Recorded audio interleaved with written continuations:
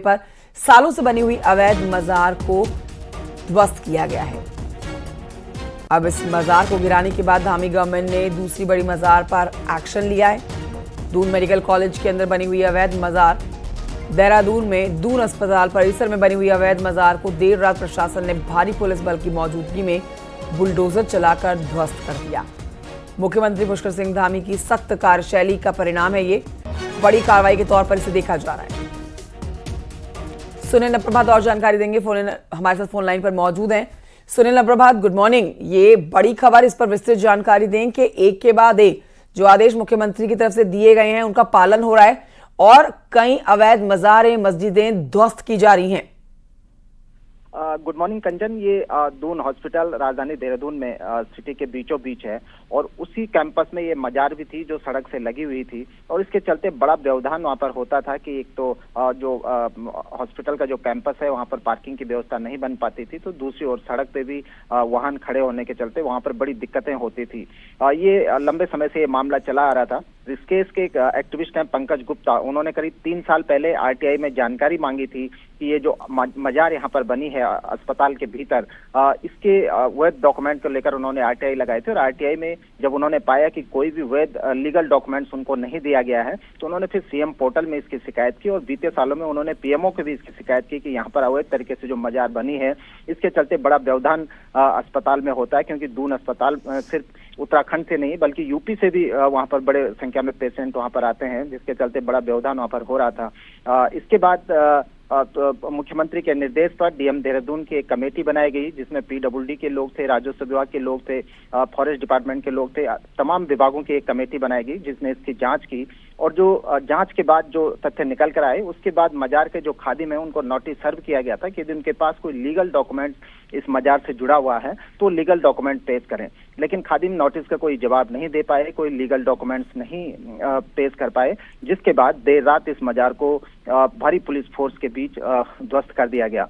ये उत्तराखंड में अभी तक करीब 550 से अधिक ऐसे मजारे और धार्मिक प्रतीक ध्वस्त कर दिए गए जो सरकारी जमीन पर बने थे, अतिक्रमण करके बनाए गए थे। लगातार ये कार्रवाई जारी है। आपने देखा कि कल रुद्रपुर में जो नेशनल हाईवे है वहां पर चौराहे पर जो मजार थी वो व्यवधान बन रही थी हाईवे के चौड़ीकरण में, पहले उसको ध्वस्त किया गया और आज देर रात ये देहरादून की जो मजार थी जो सालों से यहाँ पर थी लेकिन एक बड़ा व्यवधान था दून अस्पताल के लिए, उसको भी ध्वस्त कर दिया गया। बिल्कुल बड़ी कार्रवाई के तौर पर इसे देखा जा रहा है। शुक्रिया आपका सुनील प्रभात जानकारी के लिए।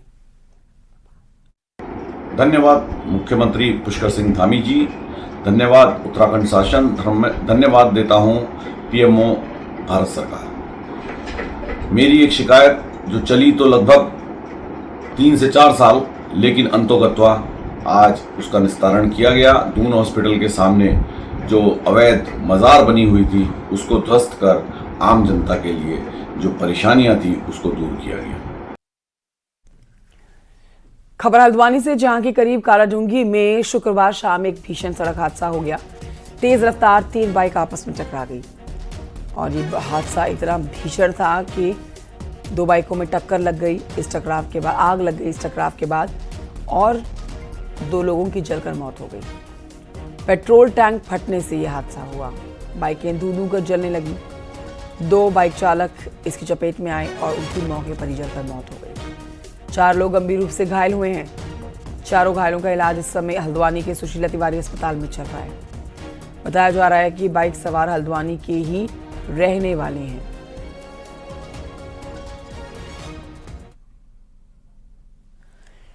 और आइए आपको बड़ी खबर इस समय की बताएंगे। उत्तराखंड में पाकिस्तान नागरिकों की पहचान और फिर उन्हें वापस उनके देश भेजने की कवायद तेज हो गई है।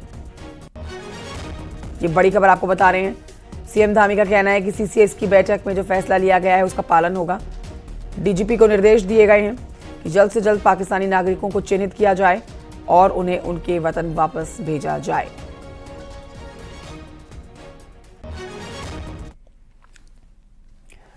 कश्मीर के पहलगाम में हुए आतंकी घटना के बाद अब उत्तराखंड के पूर्व सैनिकों में उबाल है। राज्य का करीब 1.5 लाख रिटायर्ड फौजी अब सीधे युद्ध चाहता है और इसके लिए वो खुद भी हर तरह से तैयार है, चाहे अनुभव शेयर करना हो या फिर फील्ड फ्रंट पर जाकर लड़ाई करनी हो। देखिए रिपोर्ट।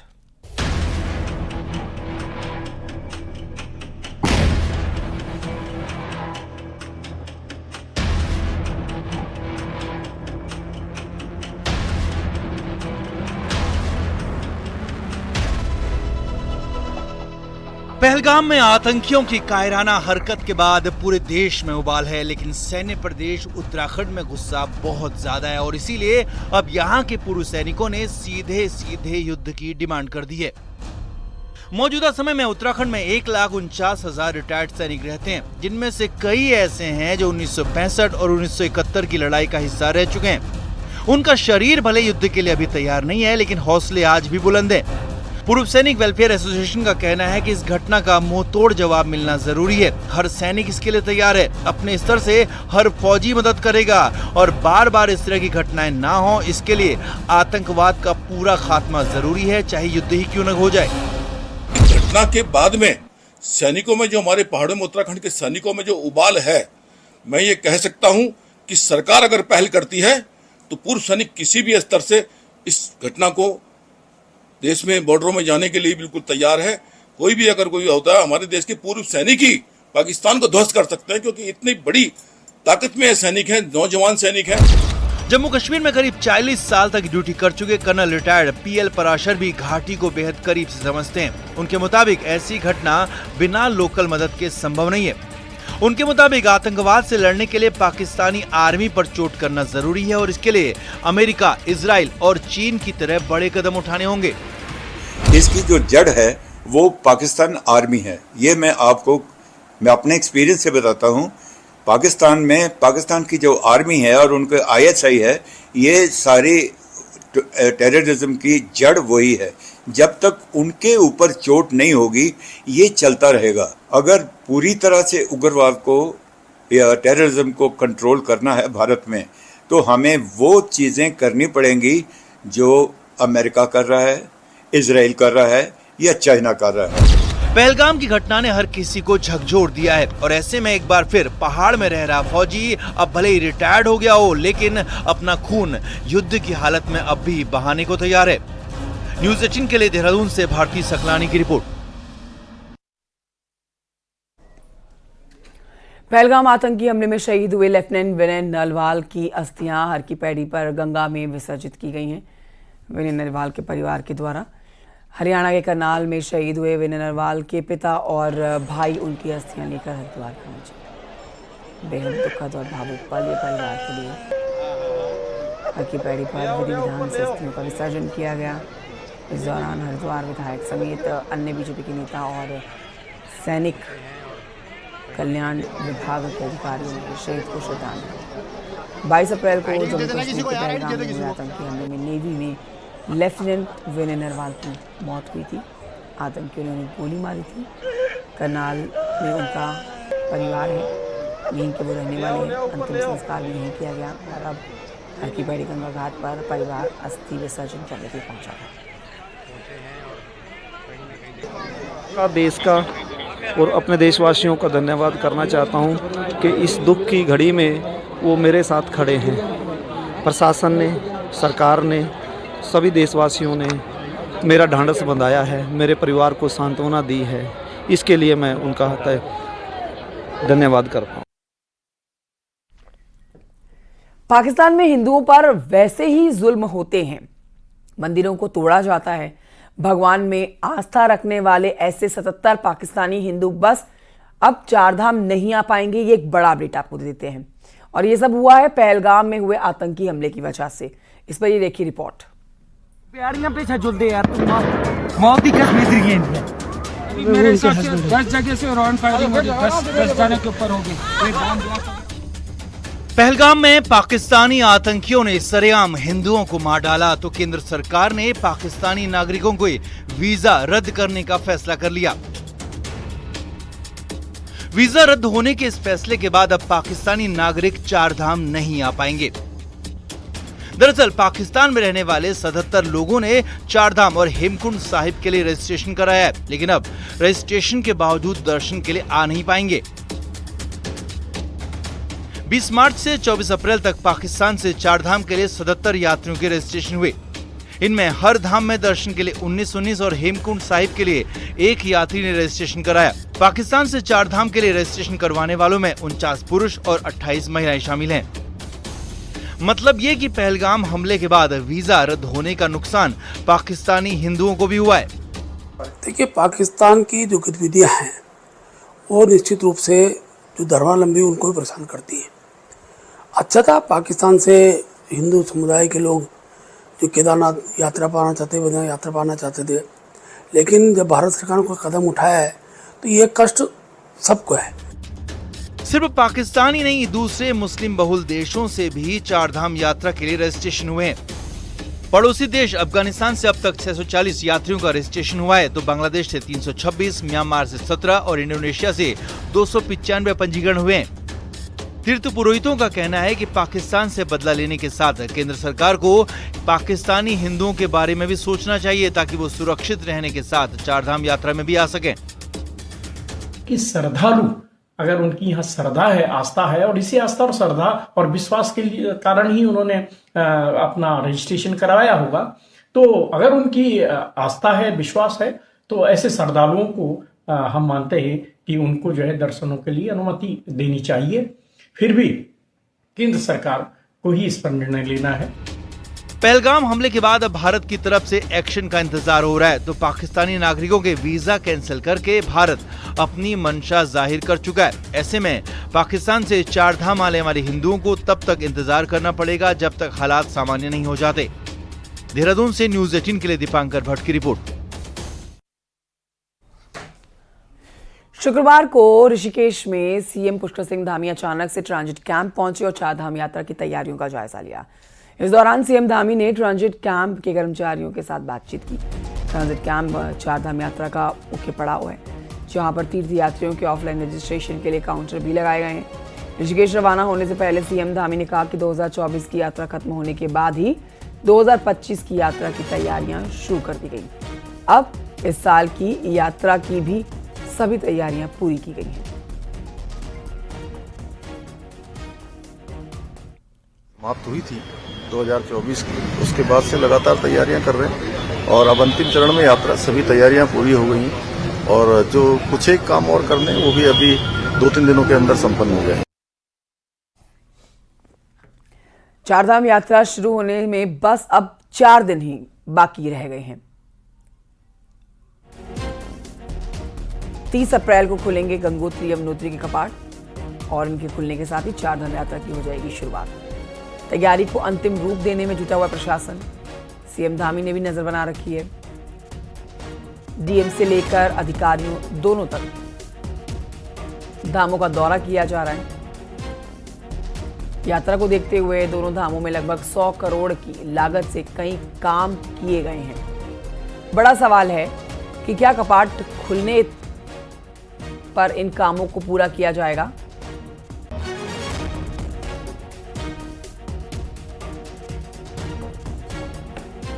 बलबीर परमार और जानकारी देंगे इस खबर पर। बलबीर परमार, महज 4 दिन आप कहिए कि चारधाम यात्रा को लेकर अब रह गया है, अब इसके बाद यात्रा शुरू हो जाएगी।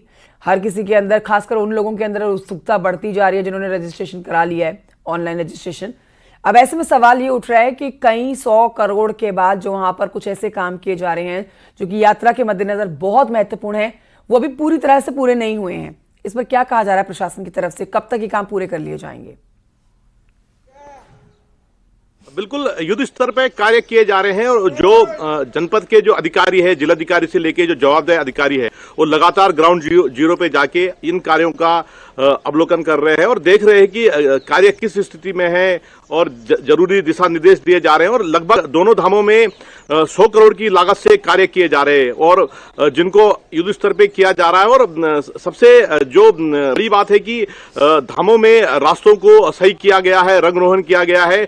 और यमुनोत्री धाम की हम बात करें तो वहां पे हेलीपैड से यमुनोत्री धाम के लिए नया रास्ता बनाया गया है। इसके अलावा हालांकि जो बाढ़ सुरक्षा कार्य है, बजट देर में स्वीकृत हुआ, वो अभी तक शुरू नहीं हो पाया है। पुरोहित लगातार मांग कर रहे हैं कि जल्द से जल्द वो भी शुरू हो।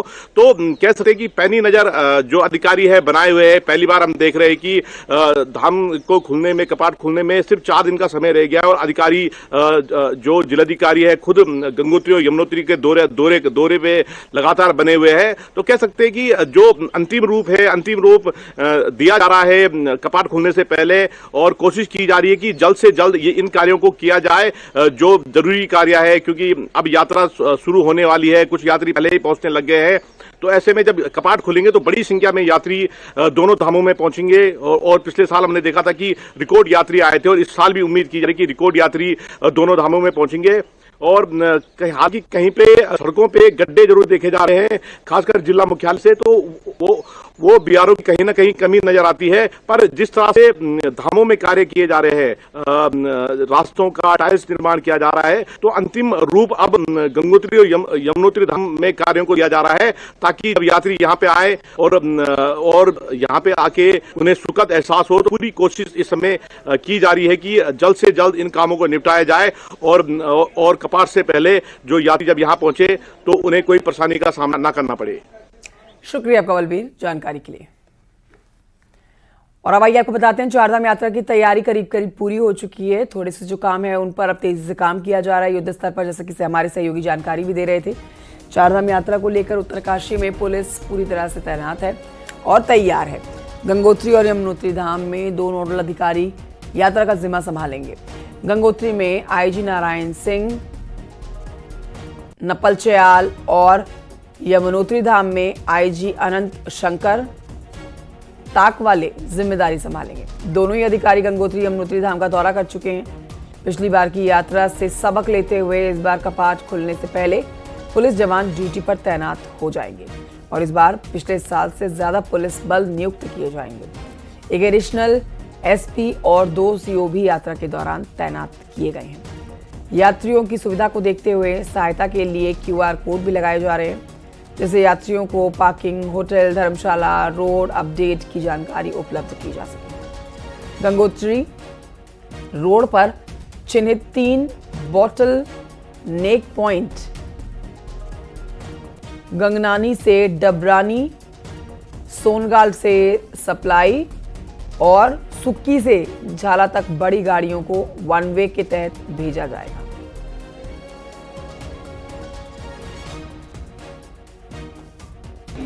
जो आप लोगों ने प्लान किया है उसको यदि हम लोग ढंग से उसको अक्षरता यदि पालन करते हुए उसको इम्प्लीमेंट करेंगे और सजग रहेंगे तो अच्छा मतलब चार्जर लागू किया है, और कुछ जगह पर डिस्प्ले लगाएंगे, और उससे भी यात्रियों को ये पता लग जाएगा कि भाई पार्किंग स्थल कहाँ है, कहाँ पर जाम की स्थिति है।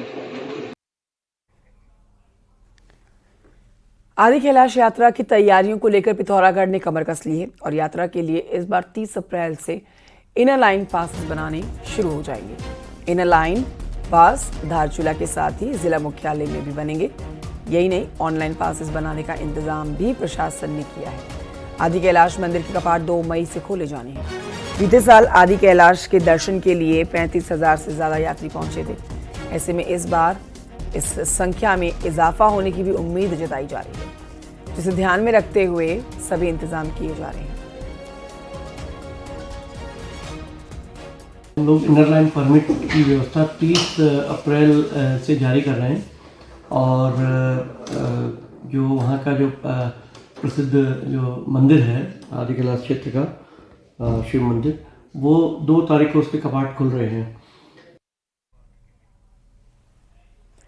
ऋषिकेश में सीएम पुष्कर सिंह धामी ने गंगा कॉरिडोर परियोजना के तहत कई कामों का शिलान्यास किया है। इसके पहले चरण के काम में rafting base station, multi storey parking मुख्य हैं, और साथ ही निगम बिल्डिंग का भी शिलान्यास किया गया। मुख्यमंत्री धामी ने कहा कि सरकार पर्यटन को बढ़ावा देने के लिए हर दिशा में काम कर रही है। ऋषिकेश में मल्टी स्टोरी पार्किंग बनाने से जाम की समस्या का समाधान होगा। आने वाले समय में जब ऋषिकेश में राफ्टिंग के लिए वैश्विक स्तर की सुविधाएं होंगी, ग्लास ब्रिज का रोमांच होगा, रोपवे की बेहतरीन सुविधा होगी, सकल सेवाएं होंगी, ट्रैफिक जाम की कोई समस्या नहीं होगी, तो निश्चित रूप से ये पुरातन नगरी ऋषिकेश विश्व भर के पर्यटकों को अपनी ओर आकर्षित करेगा, और पूरे विश्व भर के लोगों के लिए ये पहला डेस्टिनेशन होगा ऋषिकेश। हम उस दिशा में काम कर रहे हैं। पर्यटकों की संख्या में वृद्धि होगी तो यहाँ व्यवसाय एवं रोजगार के अवसर भी बढ़ेंगे। यहाँ के होटल व्यवसायियों से लेकर टैक्सी चालक, स्थानीय गाइडों से लेकर राफ्ट ऑपरेटर, टूरिज्म, हॉस्पिटलिटी के क्षेत्र में हमारे व्यापारी भाइयों को, व्यापार के क्षेत्र में काम करने वाले, अन्य क्षेत्रों में काम करने वाले प्रत्येक व्यक्ति की समृद्धि सुनिश्चित होगी। धामी सरकार ने दायित्वधारी बीजेपी के नेताओं की शुक्रवार को राज्यपाल के साथ मीटिंग हुई है, तो वहीं शनिवार को मुख्यमंत्री ने भी अपने आवास पर दायित्वधारियों की एक मीटिंग बुलाई है। माना जा रहा है कि अब सरकार दायित्वधारियों को सक्रिय रूप से काम पर लगा भी सकती है।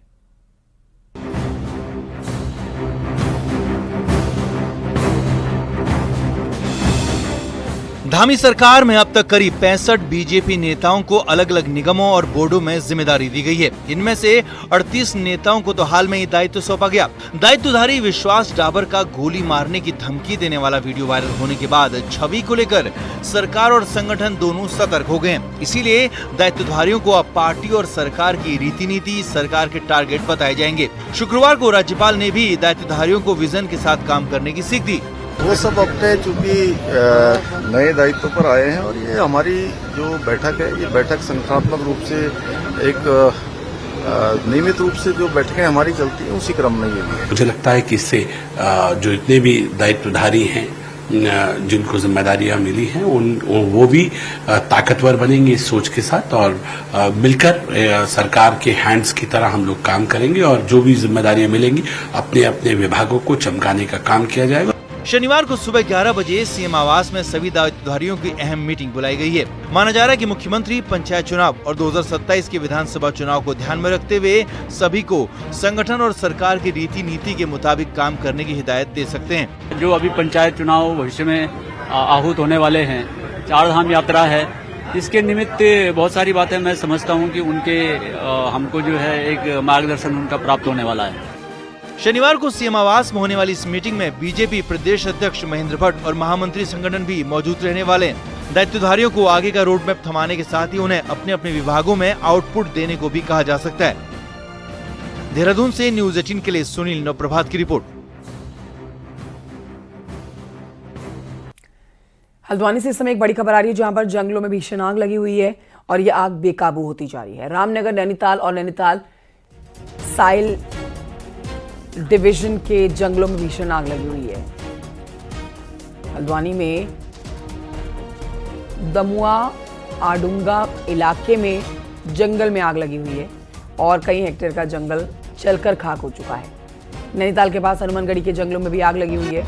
रामगढ़, जून स्टेट के जंगलों में भी आग पर कंट्रोल नहीं किया जा पा रहा है। फॉरेस्ट की टीमें लगातार यहां पर आग पर काबू पाने की कोशिश कर रही हैं, लेकिन आग बेकाबू होती नजर आ रही है।